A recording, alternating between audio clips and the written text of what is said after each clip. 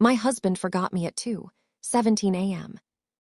Not metaphorically, not emotionally. Literally. One accident, and suddenly, the man who once knew how I took my coffee, who memorized the sound of my laugh, who kissed me like I was home, looked at me and said, "Who are you?"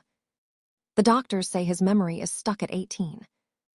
Which means he doesn't remember loving me, doesn't remember choosing me, doesn't remember us.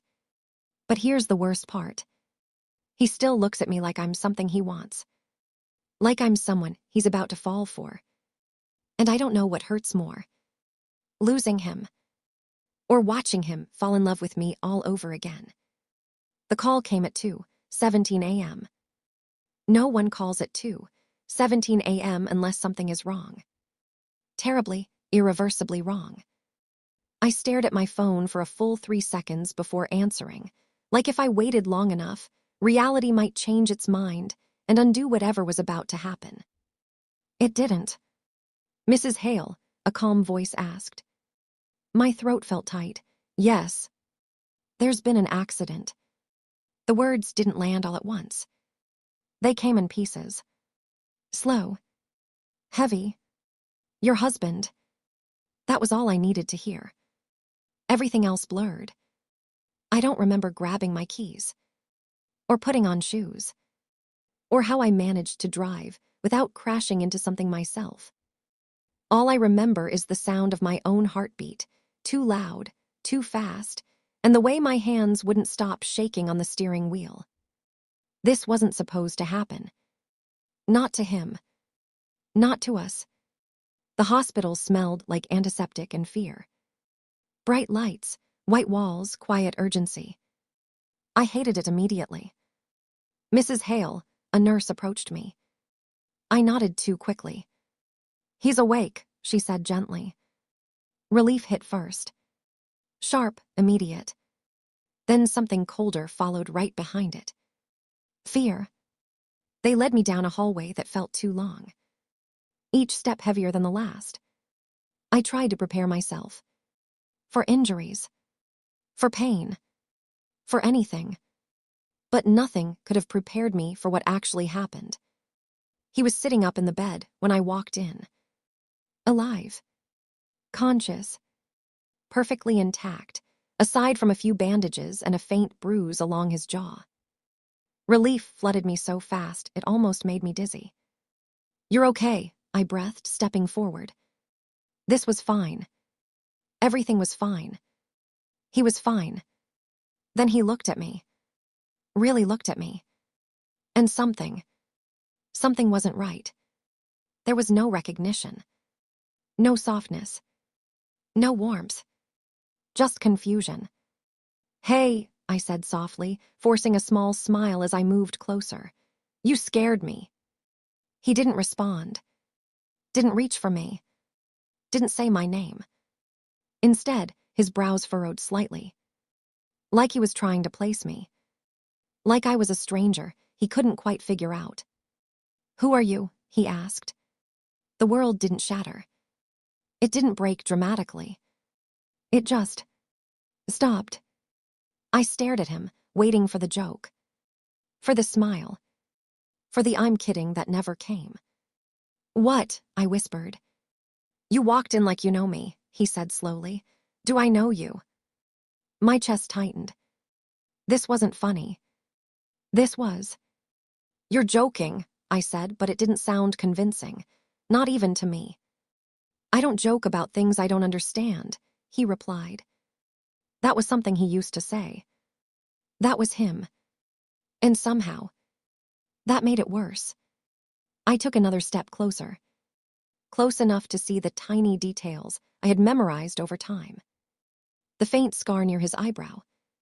The way his eyes always sharpened when he was thinking. Everything was the same. Except me. "I'm your wife," I said. The words felt heavy in my mouth. Unfamiliar. Fragile. He blinked. Once. Twice. Then let out a short, disbelieving laugh. "I have a wife." Something inside me cracked. Quietly. Completely. Yes, I said, my voice softer now. To who? He asked. There it was. The question that shouldn't have needed an answer. The one that hurt more than anything else. I swallowed. Forced the words out. Me. Silence filled the room. Not loud. Not dramatic. Just heavy enough to make it hard to breathe. He looked at me again. Longer this time. More carefully. Then he leaned back slightly against the bed, running a hand through his hair. No offense, he said, completely serious. But I don't think I'd get married. And just like that, I realized I hadn't just almost lost him in the accident. I had lost him anyway. The doctor said it gently. Too gently. Like the softness might make it hurt less. It's a form of retrograde amnesia, he explained, hands folded neatly like he'd delivered this news 100 times before. Your husband's memory has regressed. Based on his responses, he believes he's around 18. 18. I almost laughed. Not because it was funny. Because it was. Because 18 was the version of him that didn't belong to me. He'll recover, right? I asked quickly. The doctor hesitated. I hated that. That depends, he said carefully. Memories can return gradually or not at all. Not at all.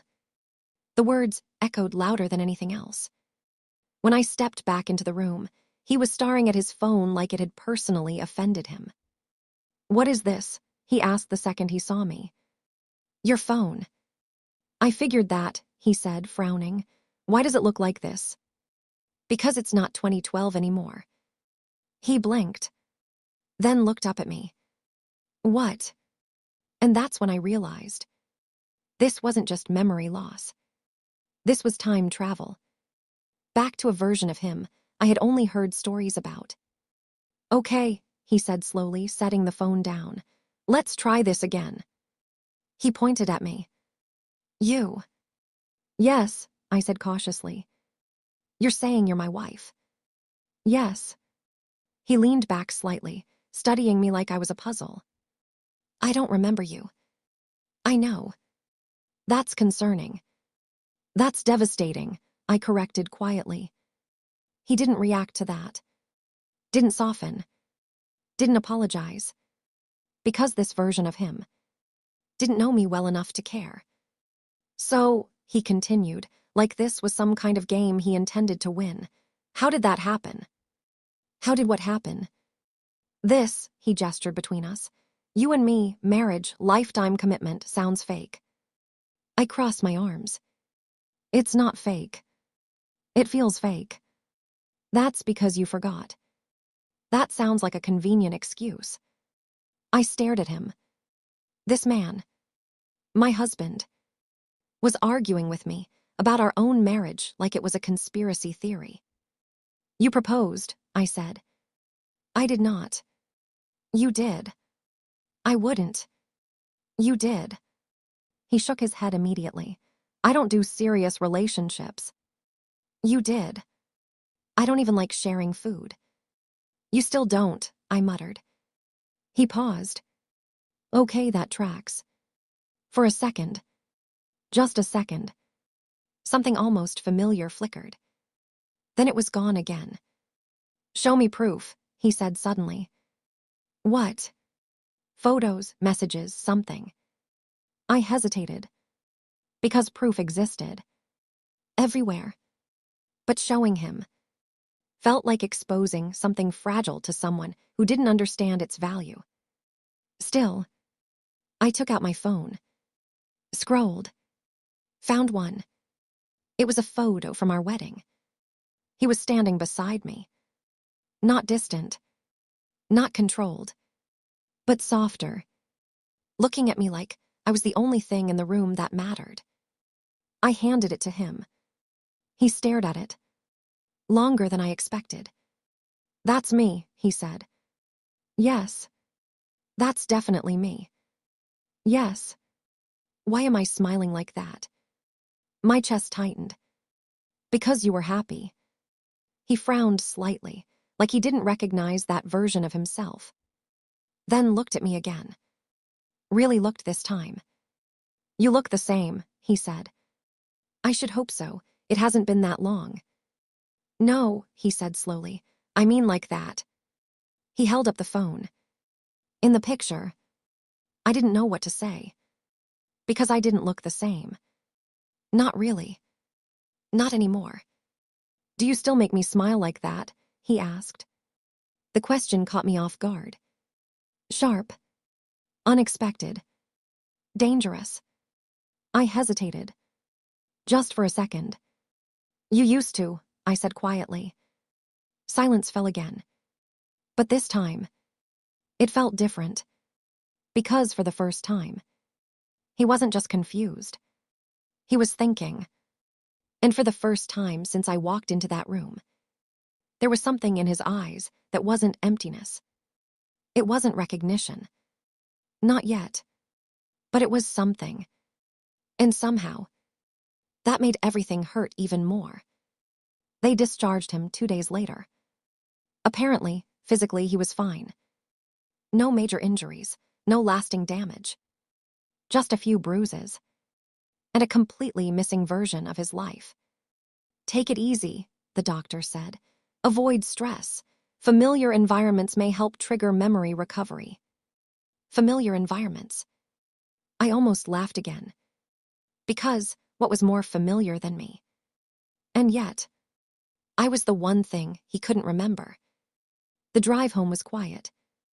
Not the comfortable kind. Not the kind we used to have, where silence meant understanding. This was different. Heavy. Awkward. Strain. He sat in the passenger seat, looking out the window like everything outside was mildly interesting, but not important enough to comment on. I kept my eyes on the road. Because every time I looked at him, it felt like I was sitting next to a ghost of someone I loved.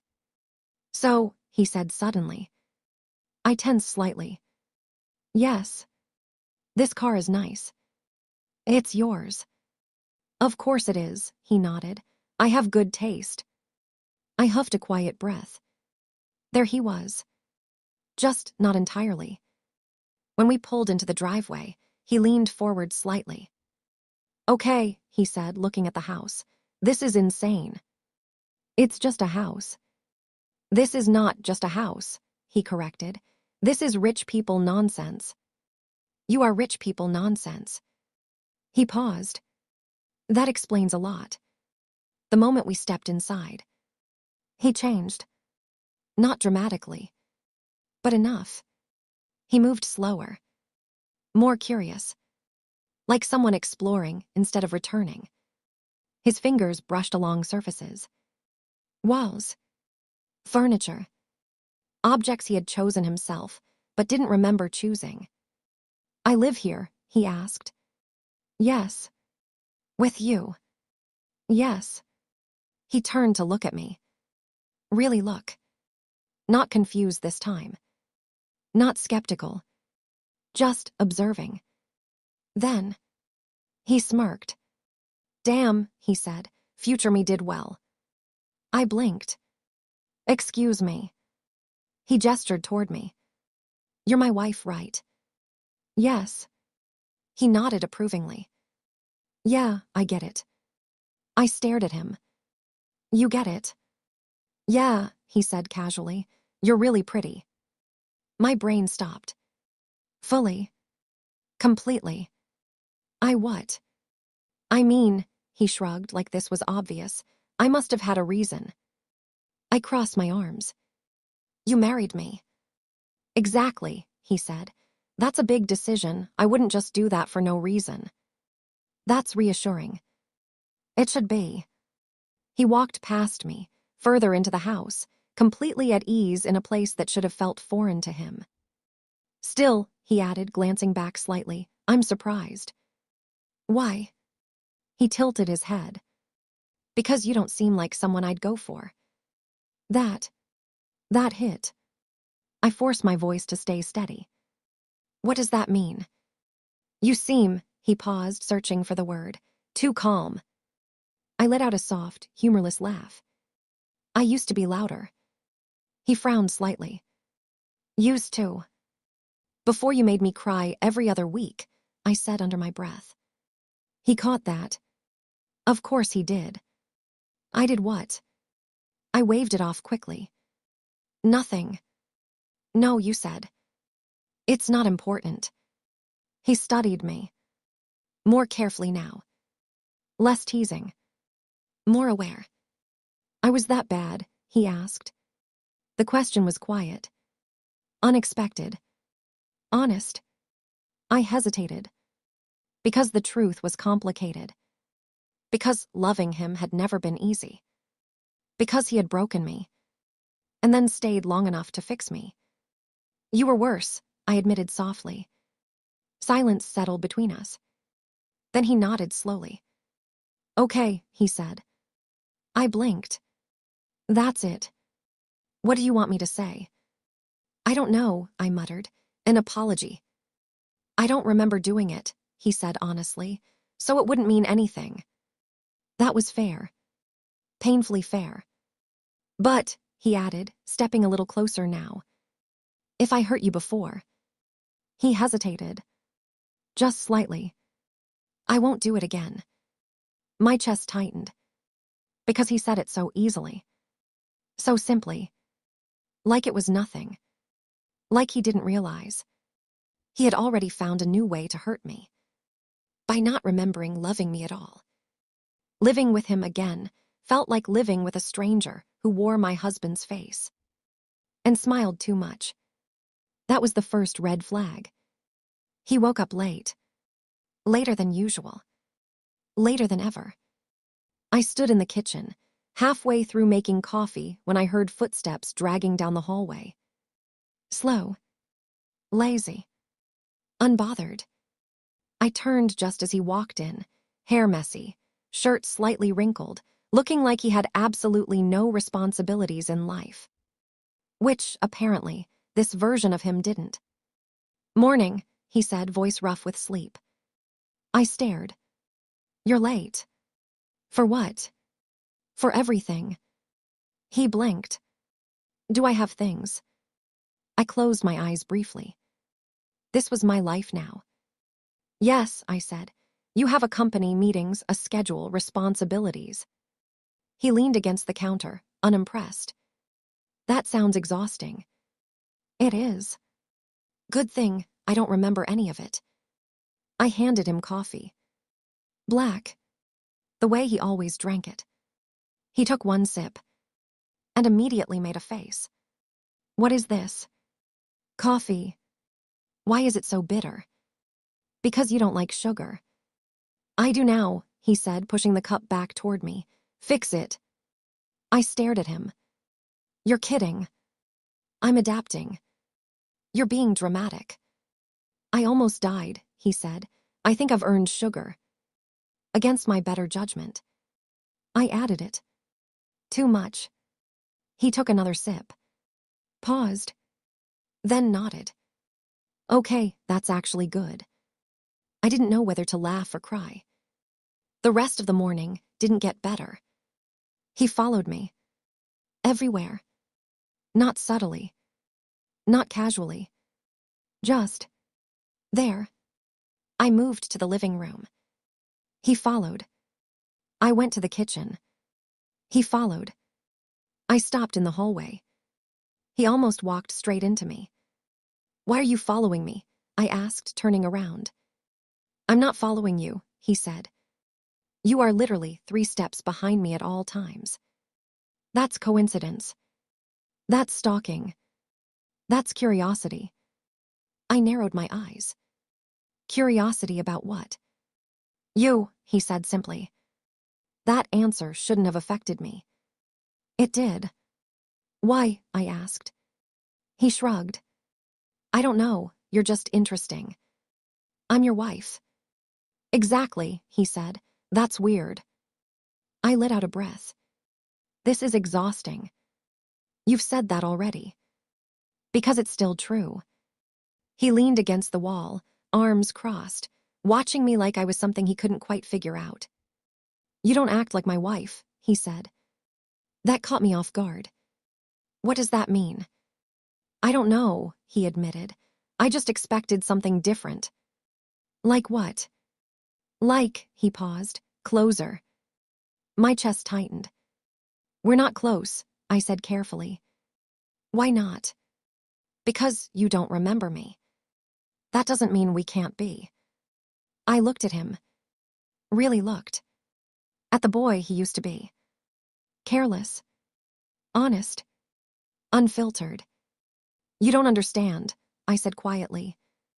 Then explain it to me. I shook my head. It's not something you can just learn in a day. Then give me more than a day. The words were simple, but they landed heavier than they should have. Because he said them like it was easy. Like rebuilding something broken. Was just a matter of time. You're going to get bored, I said. I don't get bored. You will. With you, he asked, a faint smile tugging at his lips. Doubt it. I turned away before he could see my reaction. Because that felt dangerously close to something I wasn't ready for. Behind me, I could feel his gaze. Still watching. Still curious. Still too interested.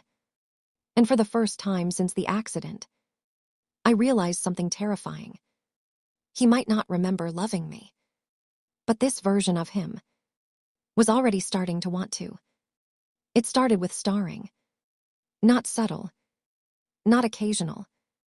Not something I could ignore. Just constant. I noticed it on the third day. Because on the first 2 days, I was too busy trying to adjust to the fact that my husband had turned into a charming, emotionally reckless teenager in a grown man's body. By day 3, I had enough awareness left to realize I was being watched. What? I snapped, not looking up from my laptop. Silence. Then, nothing. I lifted my head slowly. He was sitting across from me on the couch. Not doing anything. Not on his phone. Not distracted. Just starring. You're starring, I said. I'm observing. That's worse. It's not. It is when I can feel it. He tilted his head slightly, like he was genuinely considering that. Can you? Yes. How? I don't know, I muttered. It's just annoying. He didn't look away. Didn't even pretend to. Stop it. No. I blinked. Excuse me. I said no, he repeated calmly. You don't get to say no. I just did. I stared at him. He stared back. Completely unbothered. Why are you even looking at me like that? I demanded. He shrugged. Because you're distracting. My brain paused. How? You just are. That's not an explanation. It's the only one I have. I groaned, dropping my head back against the couch. This is ridiculous. A beat. Then, do you always look like that? I turned back to him. Like what? Like you're thinking too much, he said. I frowned. I am thinking too much. About what? You. The word slipped out before I could stop it. He went still. Not dramatically. Just enough. Good, he said after a second. I blinked. That's not the reaction I expected. What did you expect? Concern, guilt, regret. I don't remember enough to regret anything, he said honestly, but I do like that you think about me. That was unfair. I looked away quickly. You shouldn't. Why not? Because it's complicated. Everything is complicated, he said. That doesn't mean it's bad. I didn't answer. Because for me, it was bad. The silence stretched. Not uncomfortable. Just full. Then he shifted closer. Just slightly. Enough for me to notice. What are you doing? I asked cautiously. Getting a better look. At what? You. My heart did something stupid. Again. You've already seen me, I said. Not like this. I frowned. What does that mean? He leaned forward slightly, close enough that I could feel the change in the air. It feels like I'm seeing you for the first time, he said.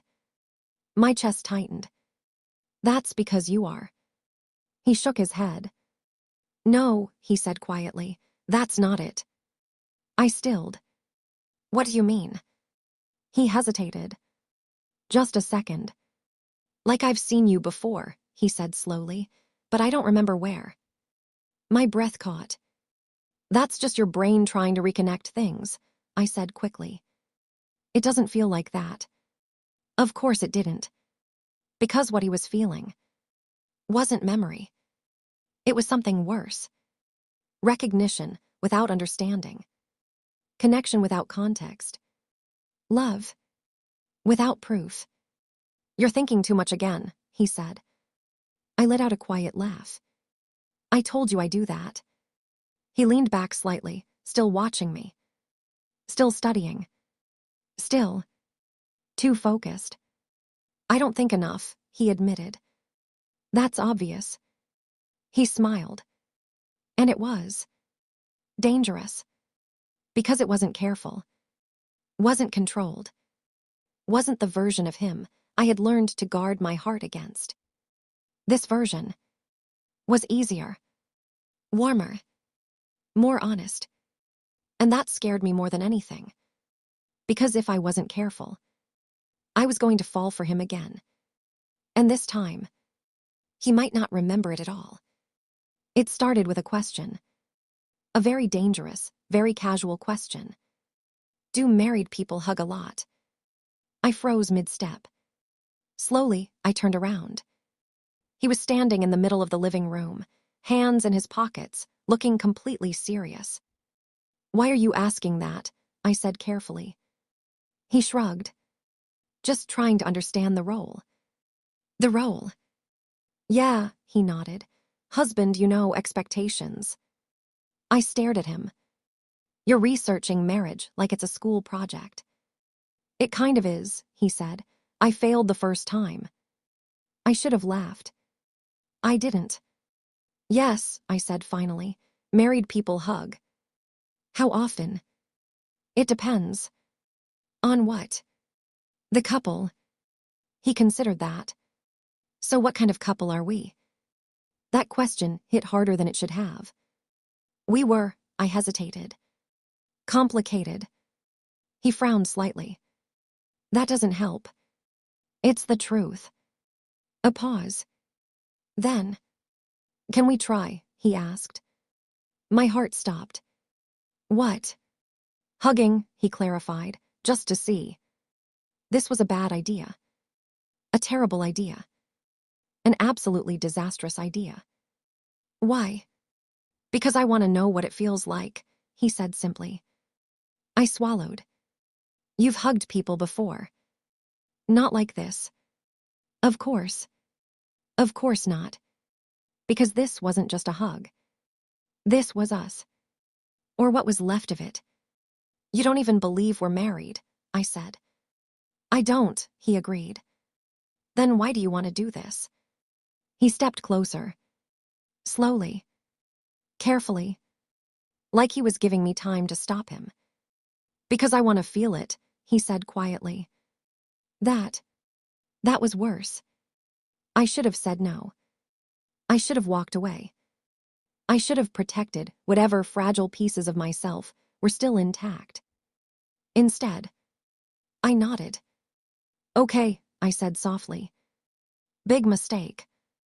Because the moment I stepped closer, he didn't hesitate. His arms wrapped around me immediately. Firm. Certain. Like it was the most natural thing in the world. And just like that, everything fell apart. Because he was warm. Familiar. Solid in a way that made my chest tighten. Oh, he murmured. My hands hovered awkwardly at first. Then, slowly, I let them rest against him. This was wrong. So wrong. You're warm, he said again, quieter this time. I let out a shaky breath. So are you. He didn't let go. Seconds passed. Then more. Then too many. You can let go now, I said. He didn't move. I don't want to. My heart dropped. You have to, I whispered. He pulled back slightly. Just enough to look at me. Not enough to create real distance. Why? Because this meant something. Because this wasn't casual. Because I remembered everything, and he remembered nothing. Because this isn't fair, I said. His brows furrowed. To who? To me, I admitted. That seemed to catch him off guard. I'm not trying to hurt you, he said. I know. Then why does it feel like I am? I didn't answer. Because the truth was, he wasn't trying. But he still was. Tell me what I'm doing wrong, he said. I shook my head. You're not doing anything wrong. Then why do you look like that? I forced a small smile. Like what? Like you're about to run away, he said. I hesitated. Because I was. I trailed off. He stepped closer again. Not touching this time. But close enough that I could feel the space between us shrinking. I don't remember loving you, he said quietly. The words hurt. Even when I expected them. But I liked that, he added.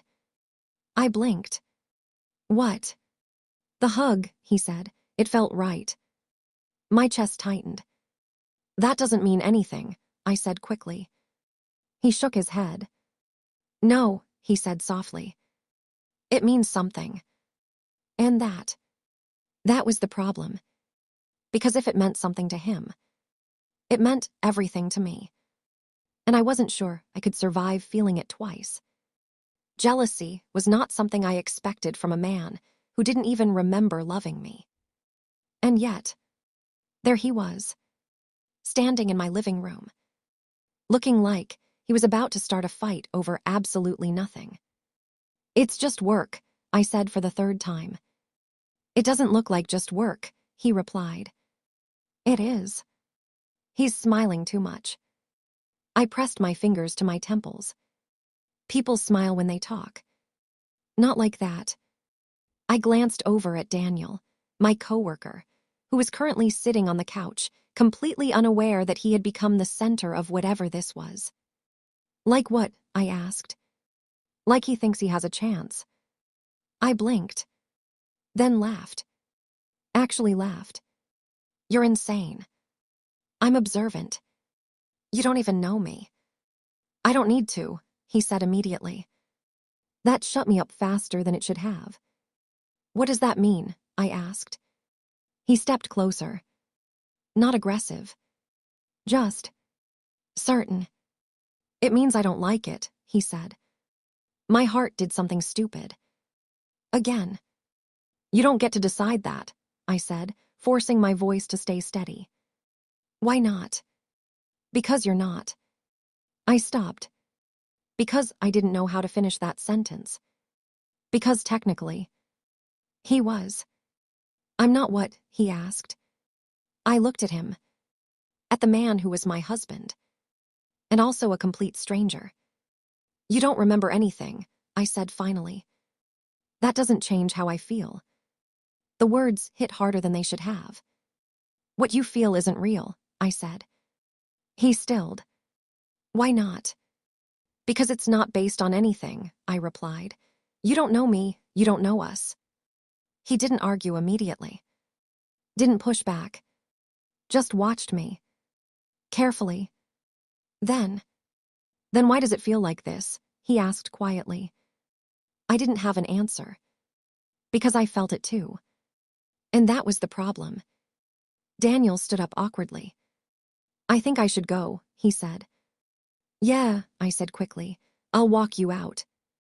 I moved toward the door, desperate for space, for air, for something that didn't feel like it was closing in on me. But of course, he followed. Of course he did. I opened the door, forcing a polite smile as Daniel left, completely unaware that he had just survived a silent interrogation. "See you tomorrow," he said. "Yeah," I nodded.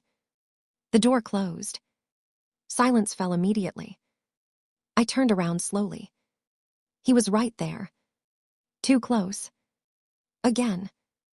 "You didn't deny it," he said. My brows furrowed. Deny what? That he was interested. I exhaled sharply. This is ridiculous. Answer the question. I crossed my arms. No, he's not. He studied me. Long. Carefully. Okay, he said finally. That was it. No argument. No tension. Just acceptance. Which somehow made it worse.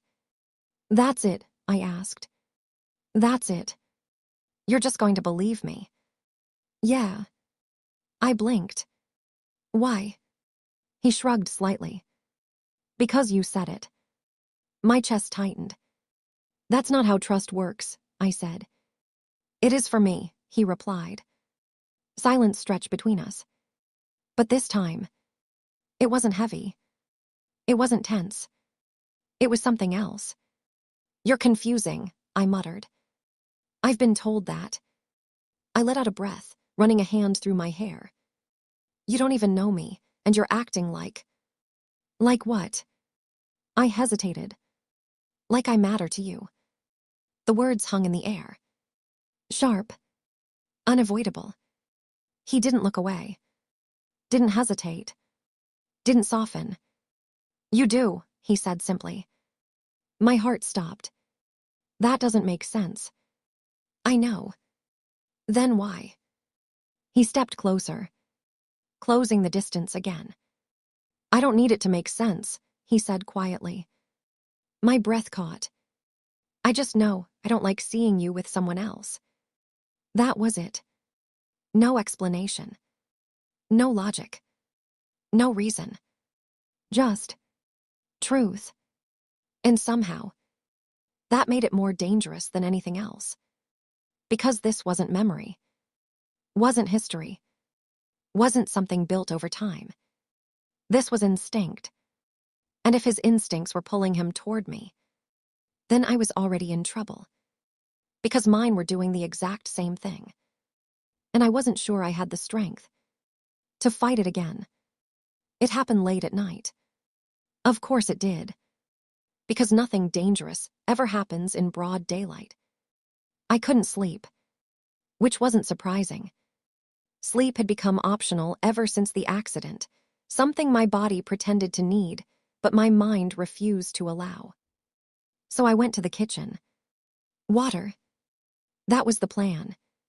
Simple, harmless, safe. Except, he was already there. Leaning against the counter. Lights dim. Hair messy. Looking like trouble in a way that felt far too familiar. You do this a lot, he asked, glancing at me. Do what? Walk around at night like you're thinking about something you don't want to think about. I paused. No. He raised a brow. That's a lie. I grabbed a glass, turning away from him. You're very observant for someone who doesn't know anything. I know enough, he said. I didn't respond. Because I didn't want to know what enough meant. The silence stretched.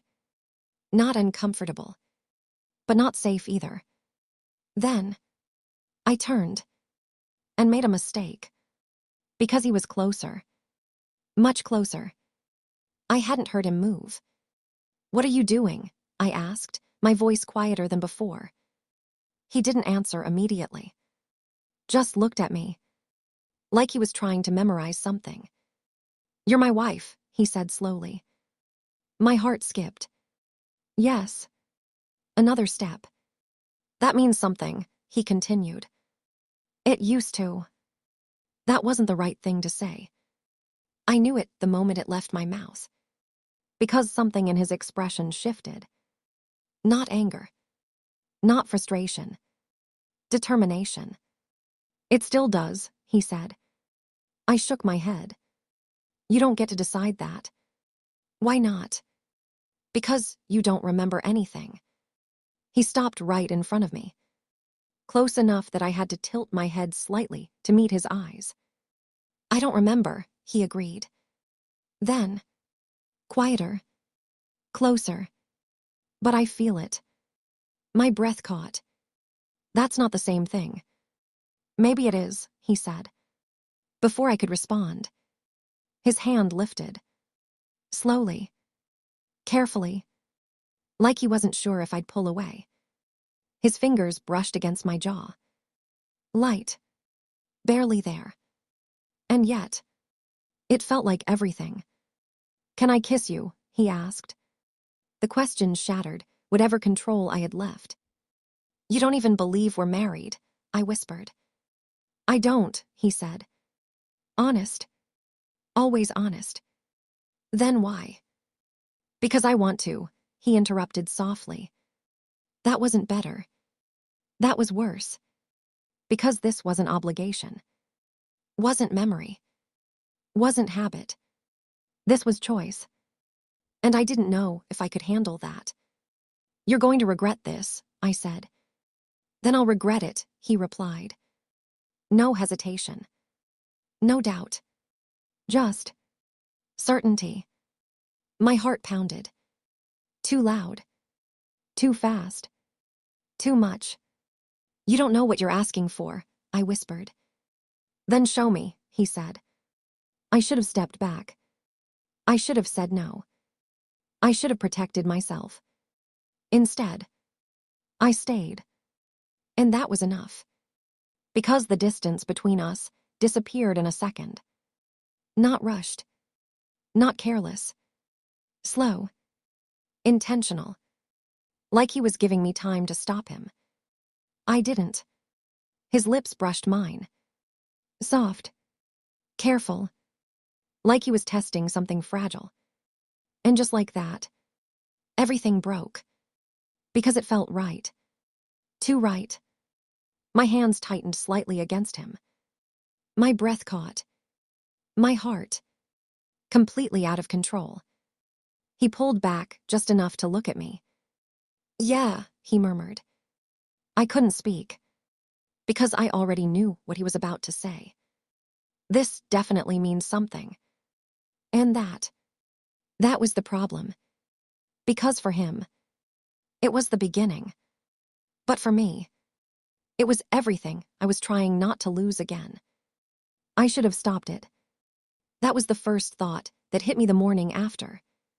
Sharp, immediate, unavoidable. I should have pushed him away, should have drawn the line clearly, should have remembered that this wasn't the same man I had learned to love. It was a version of him that didn't carry our history, our promises, our pain. Instead, I kissed him back. I avoided him all morning. Not obviously. Not dramatically. Just carefully.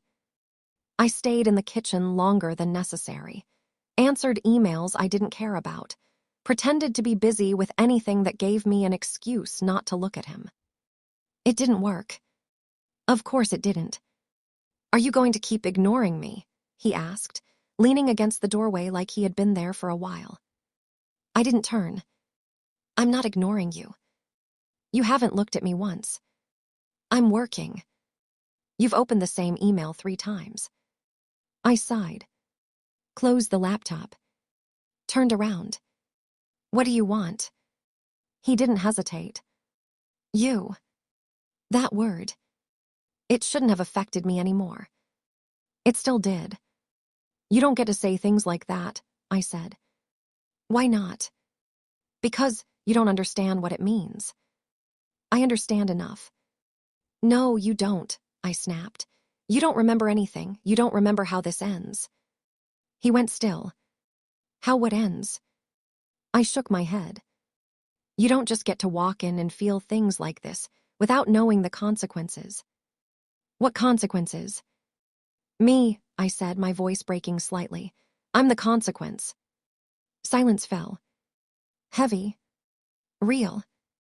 I don't see that as a bad thing, he said quietly. I let out a hollow laugh. That's because you haven't lived through it. He stepped closer, not rushing, not forcing, just closing the distance. Then tell me, he said. I looked at him, at the man who had once broken me and stayed long enough to fix it. At the boy standing in front of me now, honest, reckless, completely unaware of the damage he was capable of. You fall in love with me, I said slowly. He didn't look surprised. Okay. I swallowed. And then you ruin me.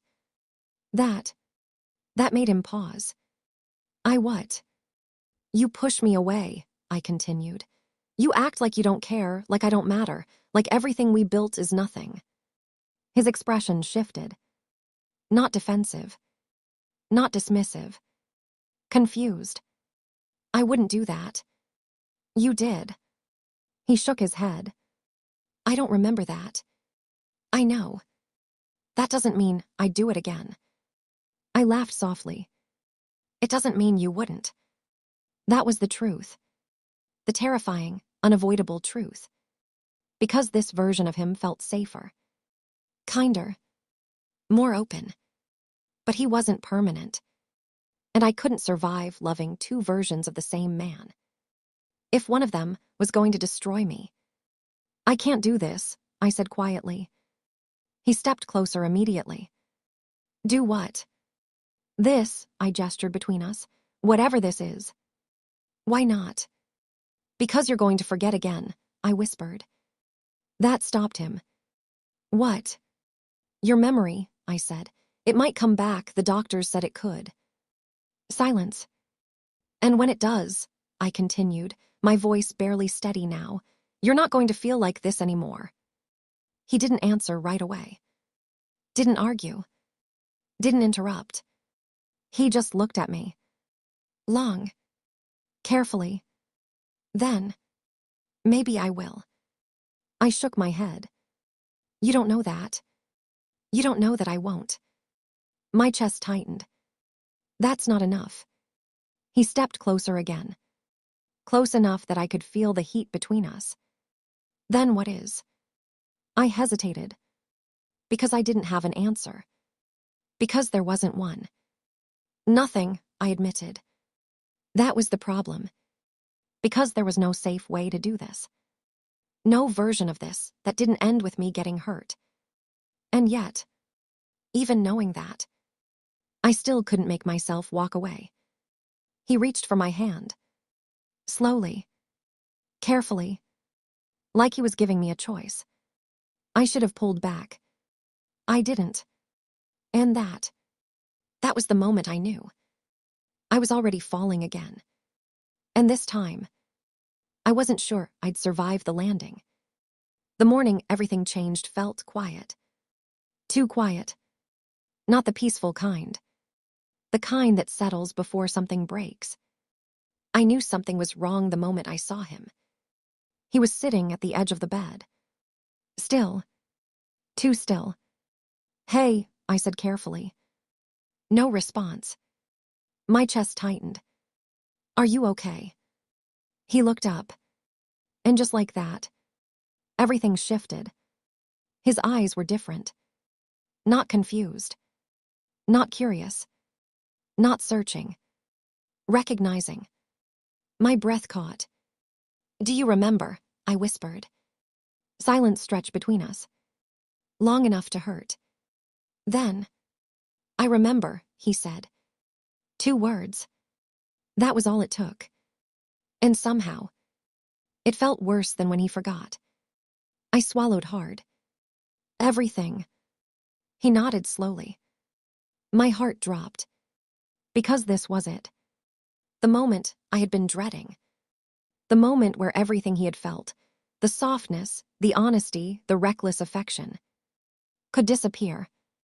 And, I asked, my voice barely steady. He stood. Slow. Careful.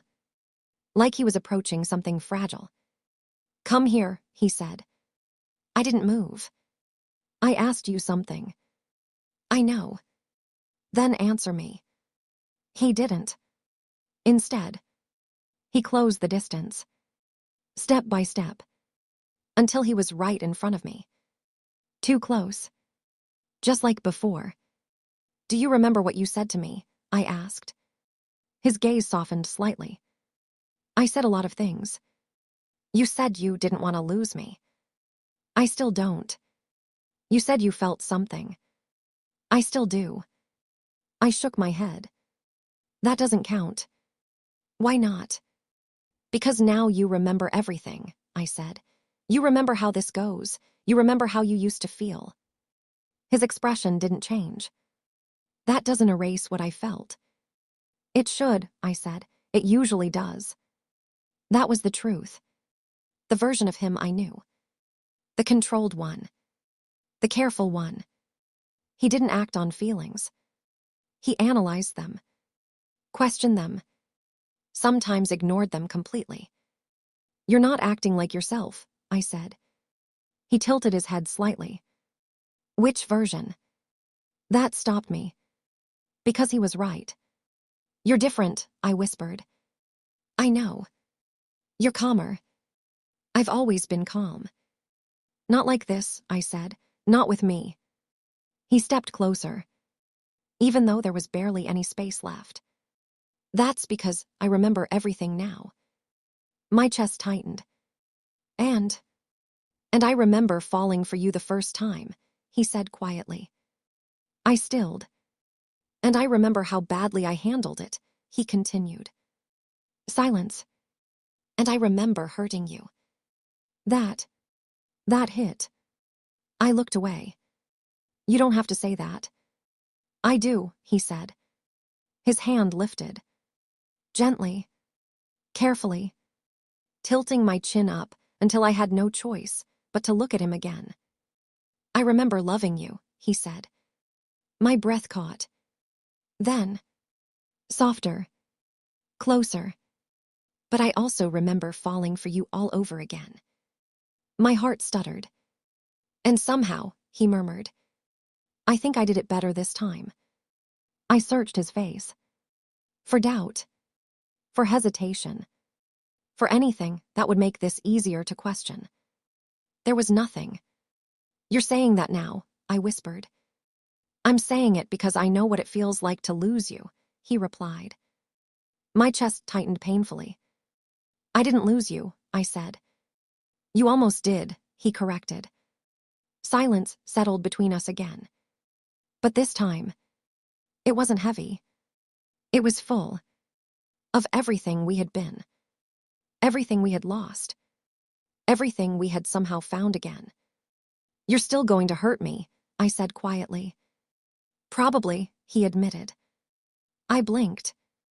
That's not reassuring. I'm not promising perfection, he said. I'm promising I won't walk away when it gets hard. That was new. That was everything. I exhaled slowly. You're different. He smiled slightly. Not the reckless one. Not the careless one. Something in between. Good, he said. Then he leaned closer. Slow. Deliberate. And now, he murmured, you get both versions of me. My breath caught. Lucky me. Very, he said softly. And this time, when he kissed me, it wasn't uncertain. Wasn't testing. Wasn't new. It was everything. Familiar. Certain. Chosen. And somehow, that made it feel like falling in love with him for the first time. All over again. The end. This was brought to you by Romance Hobbit. If this story moved you, subscribe. A new story is already waiting for you.